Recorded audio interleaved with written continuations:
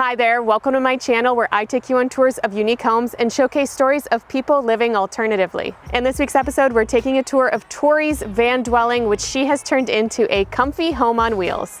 The inside prioritizes utility and comfort while allowing Tori to live a nomadic lifestyle. The kind of minimal setup has been the perfect balance of what I need and what also feels good and open and spacious. Oh, and of course, it's really cute. Before we dive into the tour, if you like videos like this one where we showcase stories of people living alternatively in unique homes, make sure that you subscribe and hit that notification bell so that you know every single time we publish a new episode. Will you join me? Will you roll? Make this house our tiny home.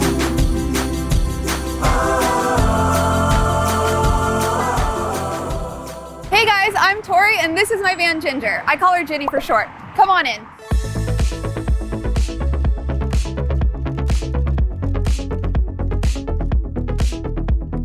So before I started my van conversion journey, I was actually traveling internationally. After about 9 to 10 months abroad, I decided it was finally time to come home. All of my friends were kind of starting that 9 to 5, get your apartment, regular life, and I just didn't feel ready for that yet, so I decided to do a van build. For me, having a van just kind of allowed the most flexibility and mobility. I didn't need a huge space. I think any bigger vehicle would have been too big for my lifestyle. It was really a solo build. The first day that I started, I didn't know a drill could go in reverse. Every step of the van build was 3 to 4 hours of watching YouTube videos. With dedication, you really can do anything. For materials, I wanted to stay as natural and light as possible. So everything in here is natural wood. I also wanted to aim for as sustainable as possible, so a lot of the wood is also recycled. I used pine for the walls and cedar for the ceiling, and it just felt really cozy while still being bright. As I built it, it kind of came together and it's totally different from what I imagined in the first place. So that's kind of been the fun of the process too. The whole build took around a year. Several of those months I was traveling internationally, several of those months I was working full-time. It didn't have my full attention. So I was really lucky that I started my van build before the pandemic really started. So when I bought my van, it was $13,000 and wood was still regularly priced. I really kept my budget as low as possible because I was also fresh out of college, didn't have a lot of money to work with. And then I put about $7,000 into the build itself. So all in all, it was around $20,000 for the whole setup.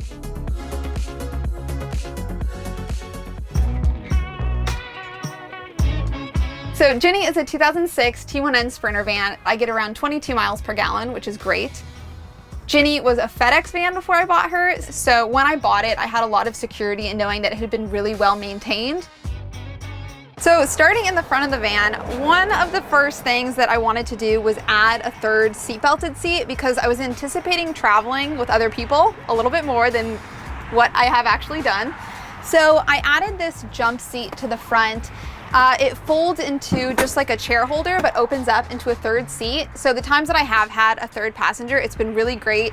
I feel a lot safer putting them in this than floating around in the back.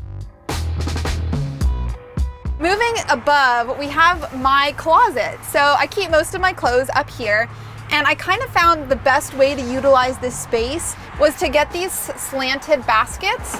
So they're all kind of at a diagonal, and I just keep, these are all my shorts. I have all of my tops. Having your clothes accessible is really important. So right in front of it is my curtain. I typically keep this open during the day for light, but at night I close this and it just gives me a lot of privacy. And it also, it's not the most insulated, but it also gives me a little bit of insulation, which is really nice. So this is my kitchen section. I have a lot more storage and space up here than I originally anticipated when doing the plans. So this is my sink over here. Having an aesthetic kitchen was really important to me because I do love cooking. So having the bronze faucet was important. It's not the most functional. I wish I had gotten one that has a removable head so that I could spray, but we love how it looks. And the same goes for the sink. I have a small porcelain sink, which I found on Facebook Marketplace for $30, so that was great, but I wish it was bigger for doing dishes. Underneath the sink, I'll show you my water setup. Everything in the van is pretty minimal. I wanted to kind of just do the basics and go from there, and so far I found that this system really works for me. So underneath I have my freshwater tank and my gray water tank. So all of the water from the sink is pulled from my 7-gallon freshwater tank, which I do have 2 additional ones in the trunk. So at any given time, I usually have a decent amount of water on board so that I don't run out. Once it goes out the faucet and down the drain, it funnels into my gray water tank. I like to use all biodegradable soap so that I can kind of just dump this wherever I'm at. I do have an electric water pump, so the switch is up there, so whenever I want to use the sink, I switch that on and the sink is good to go.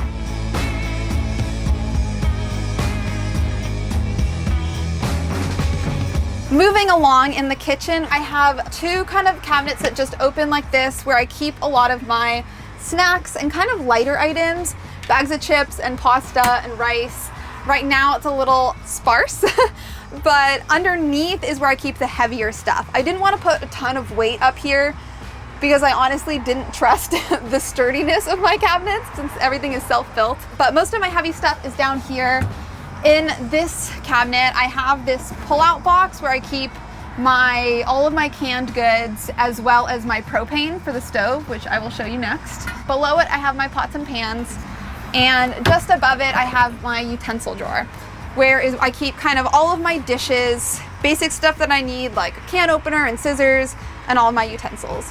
My stove is in here, so whenever I want to cook, I can just pull it out and set it up. I kind of debated for a long time whether I wanted to have a fixed stove or I wanted a portable one.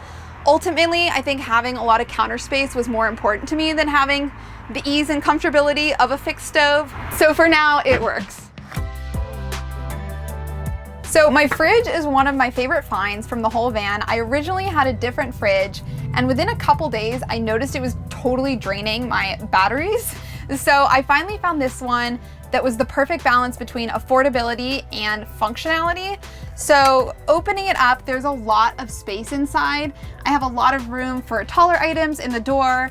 All of my veggies go at the bottom. I can fit Tupperwares, and I have a freezer, which is huge. Having the freezer fridge combo without draining my batteries has been incredible. Moving up is my temporary DIY spice rack, which has already had its issues. I'm thinking I might screw the lids into the top. It might be a little bit stronger. These just kind of come loose and fall. So not the best system long term. So because I do cook with propane, I always run the fan while I'm cooking, and it is incredible. It has an intake and an outtake.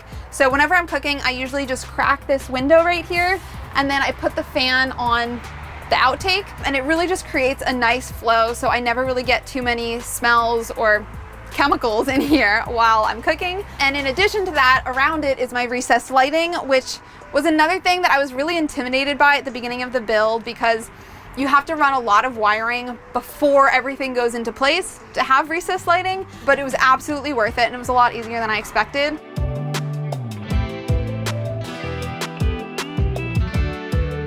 In designing this space, for me, the biggest thing was keeping it as open as possible. I intentionally started minimal, and I figured that I could always add to that as I went, or as I continue to travel and realize that I might have different needs. The kind of minimal setup has been just enough for my needs, and it also makes it a lot easier to move around because it really is the perfect balance of what I need and what also feels good and open and spacious. So I thought a lot about how I wanted to do this entrance space for a while. I wanted to have kind of a shelf here, but ultimately I realized it would be best to have somewhere where I could put my shoes really easily without tracking a bunch of mud or water or whatever it is into the van. So this actually opens right here.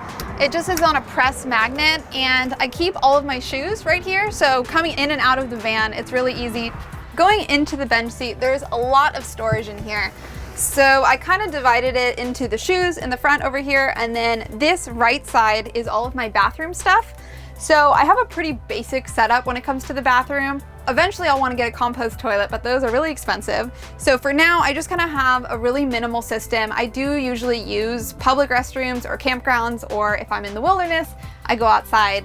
So I've never really had too much of an issue with the setup that I have. Moving up, I originally built this as my little library shelf, but I quickly realized that having books up here was not the best setup. It was really loud when driving, and I think just a little bit too much weight for this shelf, so I've kind of converted it into all of my towels and toiletries. So I keep my dry towels here, and I have little magnetic hooks to hang them when they're wet. And then in this box is just my kind of everyday toiletries, my toothbrush, my toothpaste, my face wash, and all that kind of stuff. I have a lot of storage between these two benches alone. I have more storage over here, which I kind of have divided into half electrical junk and half of my art supplies. So I do love making jewelry. I love watercolor. I just started pottery.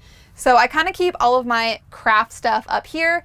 And then on the other side, I have some kind of excess wiring and my jackery, which kind of moves around the van, which is great to have as a backup battery.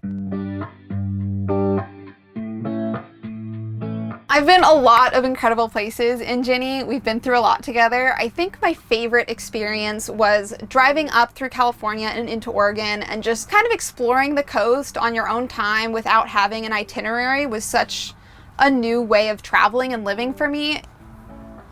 When I first bought the van, the idea was to be able to kind of have a very flexible lifestyle, to be able to travel internationally when I want, to have a home when I want, to not have to pay rent when I don't want to. So it served all of those purposes.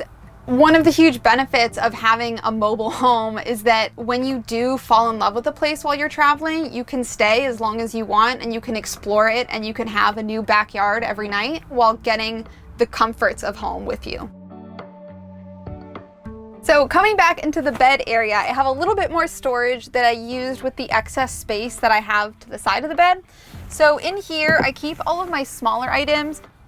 The bed is a lot larger than you usually see in a van. I have a full queen size bed in here. I originally thought that I was gonna cut the foam down to make it smaller, but I realized that I could fit the whole queen and still have room for everything else that I wanted. So it's been really great. I've slept 3 girls in here. I sleep with my partner who is 6'6" in here. So it's got a lot of room, which is just kind of an added comfort when you are traveling. I feel like having a comfortable bed is so important after a long day. So having that in a van just makes it feel so much more like home. Above there are my plants, which are my favorite part of the van. I used to have a lot more plants in here, but I just found that while traveling, it's really hard to keep them all happy and healthy. So just having these 2 now, I feel like is enough. They've been growing for as long as the van has been built. I bought them a couple months before the van, so they're really an integral part of the van to me. They really grew within the space, and I just feel like they add so much. I think without them, I might feel like I'm in a sauna or kind of trapped more in a wood box, and just having a little bit of that life makes me feel more at peace and comfortable. So one of the biggest regrets that I have about this whole bed area is not adding more ventilation. In the build process, I kind of thought that this was going to be an issue, but I tried to ignore it and I wish I hadn't. Up in the front, I have my window that opens and the fan. So when I have both of those going, it creates a lot of airflow. But back here, things get kind of hot and stuffy really quickly. Neither of my windows that I added in the back open. And eventually I think I'd like to put a skylight here so that at least on a hot night, I can open that up and just get some fresh air because it does get really hot and stuffy back here. Almost everything in the van is thrifted. So my bedding, I got on Facebook Marketplace for $20. All of my pillows are secondhand. And I feel like kind of sourcing things secondhand has allowed me to design a really unique and personal space that's eclectic and that kind of mixes all of the styles that I love into one that really feels personal to me. Because safety was such a concern in this whole van build process, having all parts of the van accessible without opening any doors was really important. If I was ever in a place where I don't feel safe, I want to be able to reach my electrical, which is underneath the bed, and just be able to move around the van. So I built this little door that connects everything together. It's also been really great because I've had friends who have 10-foot surfboards. So having this allows me to really just extend the storage space that's under the bed into the van while also maintaining access to kind of crawl through either one when I don't want to go outside.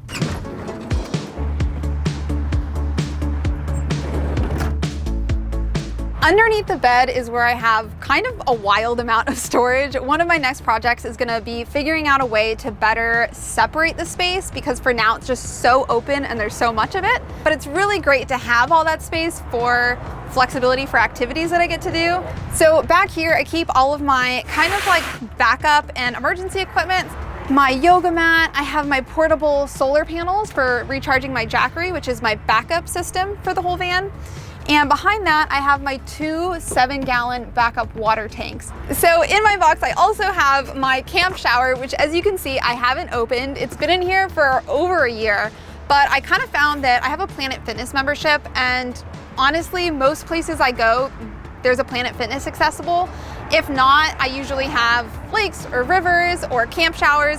So I haven't actually used this yet, but if I ever were to, it just hangs from the back door here, and I'll pull out one of my 7-gallon tanks and hook it up to that and have a nice cold shower outside.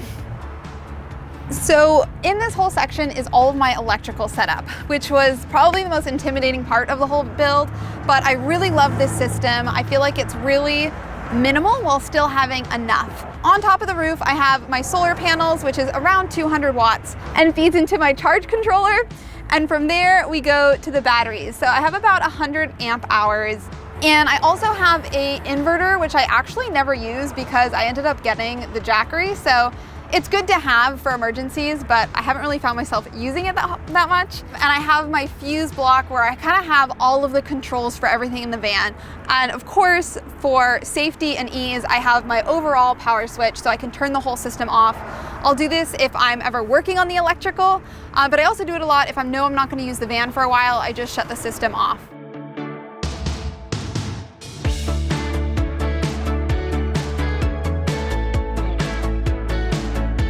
Thanks for watching this week's episode. If you'd like to see more tours of tiny homes and van dwellings, make sure that you check out our playlist, and I will see you soon with another unique home tour.